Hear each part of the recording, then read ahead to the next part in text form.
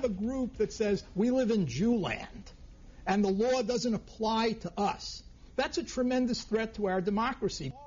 This civil rights attorney taking on the Hasidic community of New Square and the Rockland DA over a fiery religious dispute. Michael Sussman is representing Aron Rottenberg, who was critically burned, allegedly because of where he chose to pray. Sussman says Rockland DA will not prosecute the Grand Rabbi because he doesn't want to lose the Hasidic vote. News 12's Kim DeBestia has that story.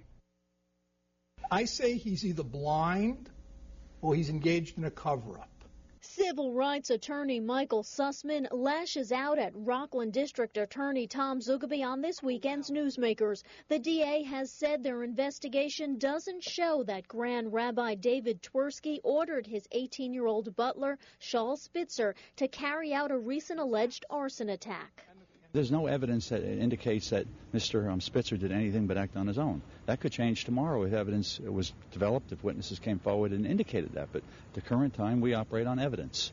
Aron Rottenberg was critically burned in a fiery religious dispute in New Square last month. Spitzer is charged with attempted murder, but Rottenberg and his attorney, Michael Sussman, believe the teen was just a pawn, directed by Twersky, when Rottenberg left the main synagogue and started praying somewhere else.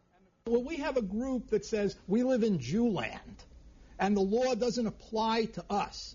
That's a tremendous threat to our democracy. Sussman filed an $18 million lawsuit against the Grand Rabbi this week, alleging he's the one behind the vicious attack. Sussman says it's clear there's circumstantial evidence.